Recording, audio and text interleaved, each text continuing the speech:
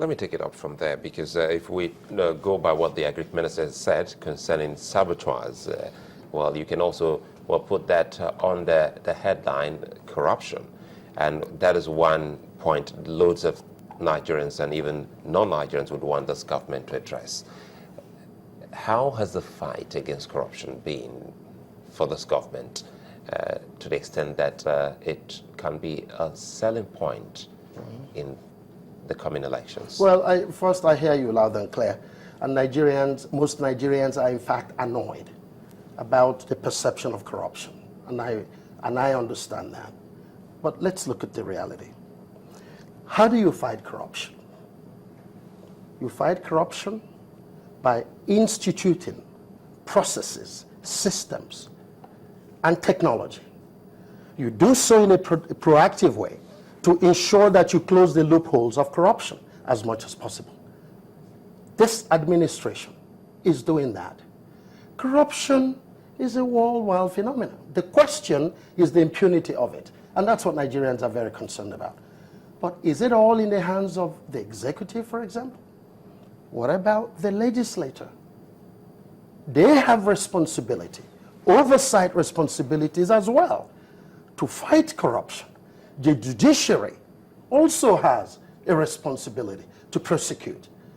This administration and this president has made a commitment to Nigerians that he'll be more vigorous in ensuring that justice is brought to bear on those who we can establish prima facie evidence. And so it's only going to get better. Because it's an issue that Nigerians really want to address. In the light of, at the time that there was so much talk about allegations here and there about former ministers, none of them resigned. None of them did the presidency ask to, okay, could you step aside while we do this investigation? If that had happened, wouldn't they have perhaps underscored this point you're making? Well, I'm not so sure that the statement you made is quite correct. Did anybody, in the case, did the presidency for example, ask anybody to resign? In the case, for example, of the aviation sector, under the aviation minister, under so much cloud of what had happened and what may not have happened, she did resign. Let me say this. This president is a natural democrat. He follows due process. We can't go back to the old ways. Wait, let me just, pardon me to bust. Yes. Did she, because you say she resigned, I mean, I'm saying that, did the presidency ask her, in the light of these allegations, please just step aside for a minute, then if you're cleared, you come back? Or she went to fester or pursue her political career? Well, the Minister of Aviation resigned. I think that's important to say. But isn't the why also important? Well, all I can tell you is that you must be able to establish proof and establish the fact that there's enough prima facie to act on anyone. We're not going to go back to the draconian days of not following the rule of law.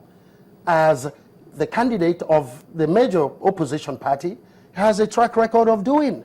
We need to follow due process.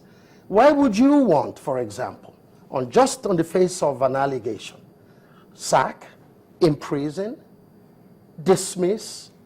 Why would you do that? This is the 21st century. Because we need to move forward. No, because we saw the government also do that with the former CBN governor. He was suspended, and even without getting to the end of it all. So we thought, as a people and as a nation, what's good for one is also good for the other.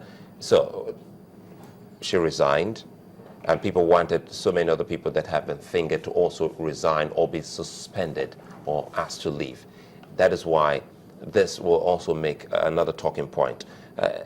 Are there programs, because we keep talking about projects or moves or action, are there programs? What are the programs of the PDP in place in the fight against corruption? Well, the laws of the land are largely in place.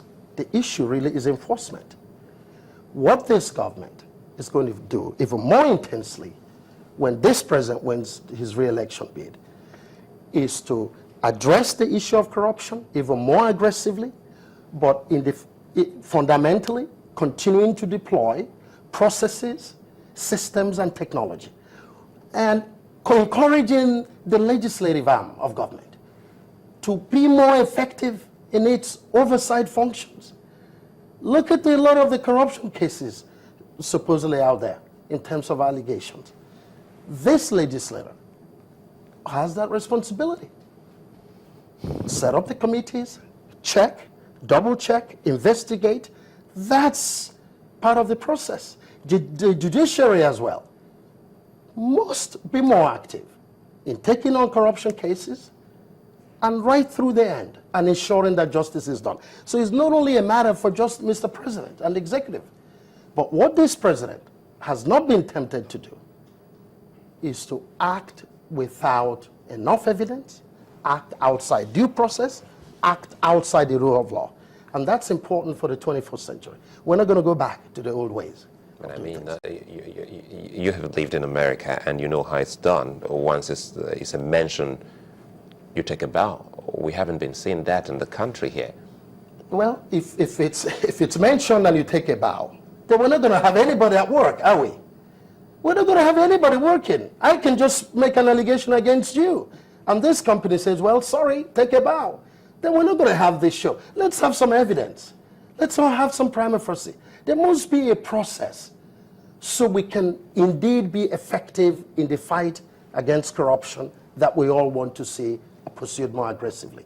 The point is, it requires a process. It requires the discipline. That's why I'm asking about and programs. That's the point, yes. That's why I'm asking about programs, because if you look at it, we have almost 12 security agencies in the country, and well, it doesn't speak well if we think that any of those can't give us some form of evidence against some of these that have been mentioned.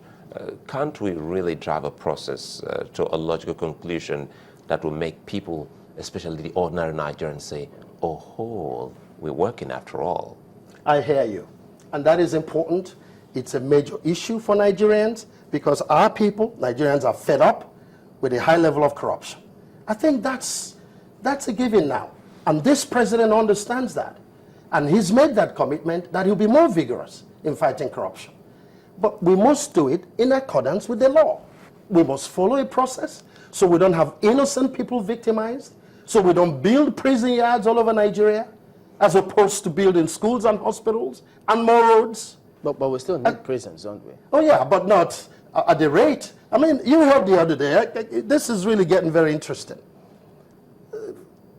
The candidate of the principal opposition party was saying the other day, he said, look, he says, in Owerri, quite frankly, and I happen to be in Owerri, and he says, you elect me president, and in just a few weeks, Boko Haram will be a thing of the past. That's what he said. And we're looking in amazement. Oh, really? Isn't that realistic? Oh, really? Are you going to call off the attack dogs now? Are you kidding me? If you could do it in a few weeks, and we've lost thousands of lives and billions of property, and having a destabilized Northeast that is now not benefiting from the transformation agenda that this president has worked so hard on. And you could have done it a year and a half ago, 2 years ago, 6 months ago, and you didn't do it. It's troubling because it does have large implications. You mean you attended the rally? I didn't attend the rally. I watched it and I listened very closely. But the point is, he says, you elect me president and Boko Haram will be gone in a few weeks. Well, thank you, Mr. President. Ask him to leave now. We like for them to leave now, General Buhari. They can leave now and save our people any further trauma. Okay. And that's needed now. All right, we will keep looking at these matters as the elections draw closer, but we have to thank you for coming on. Mr. Jerry Chukwueke is part of the contact mobilization group of the presidential campaign team for the People's Democratic Party. Thank you for coming on. Well, thank you. Thank you very much. Happy to be here. We'll be back after the break. Join us again.